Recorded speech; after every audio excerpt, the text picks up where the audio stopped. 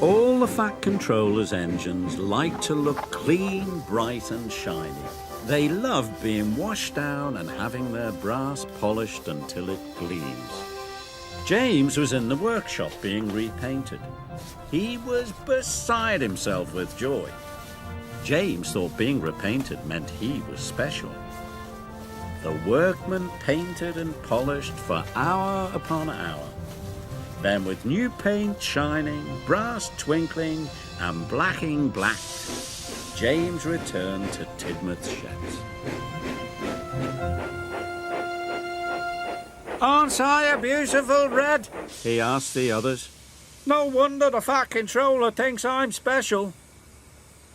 But Percy was worried. He wasn't being repainted, and he wasn't red. "Does this mean the Fat Controller doesn't think I'm special?" he asked.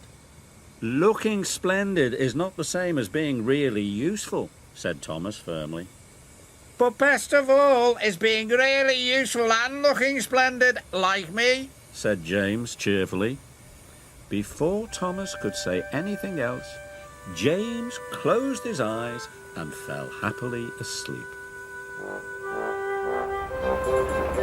The next morning, all the engines were very busy. Percy was working at the coal plant.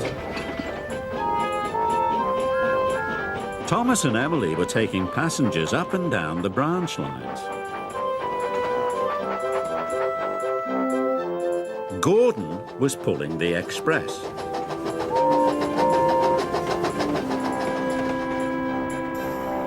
The Fat Controller came to see James.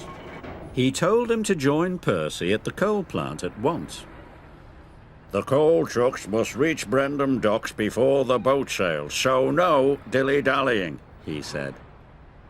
"Yes, sir," said James, and he set off at once.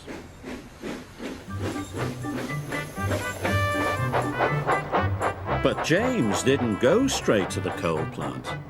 He decided to go by the canal instead.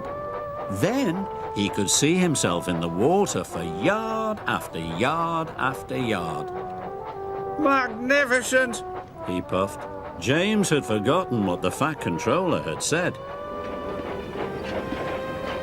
At the coal yard, Percy was working as hard as he could, but he was falling behind.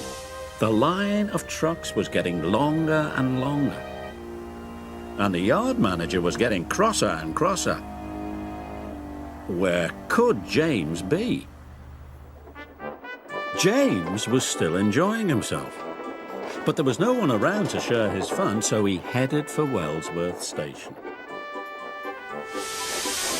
But as James pulled into Wellsworth Station, Gordon and the express were pulling out.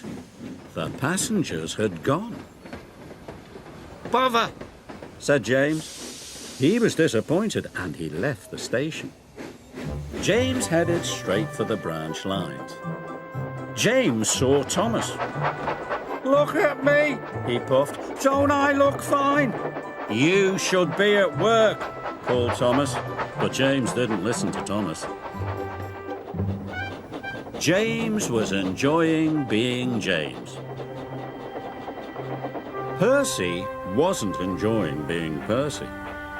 He was trying his hardest, but the trucks were being very naughty. Poor Percy was almost worn out. "What will happen to the order now?" cried the yard manager. When James rolled into the coal mines, it was late in the afternoon. Percy was cross. So was the yard manager. "To make up for lost time," he said, "you must take an extra long line of trucks to the docks." James was delighted. The docks were always bustling with engines and people. "It's the place to be seen," he said. "The trucks are being very naughty," warned Percy, but James wasn't listening.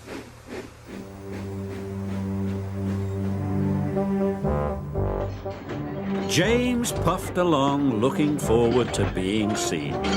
But the trucks were naughtier than ever. They rocked and rolled and crashed and bashed. James's face was soon covered in soot.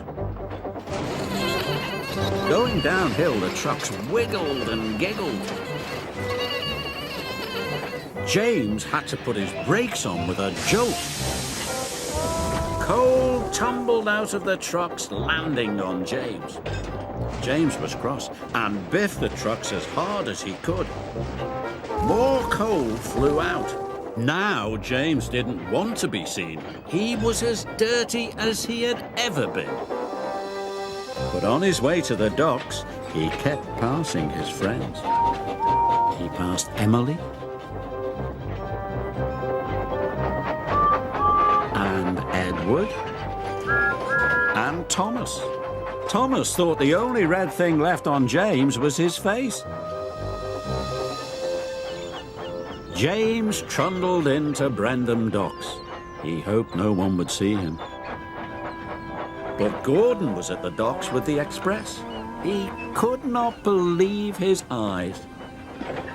He thought James was the grubbiest, grimiest, dustiest, dirtiest engine he had ever seen. Percy arrived safely with the last of the trucks. "I like your new coat of paint," he puffed cheekily. "You do look splendid." James knew he should have listened. He didn't feel splendid anymore. But for the first time all day, James could hear clearly. He could hear the sound of the trucks giggling at him. And despite feeling foolish, even James had to smile.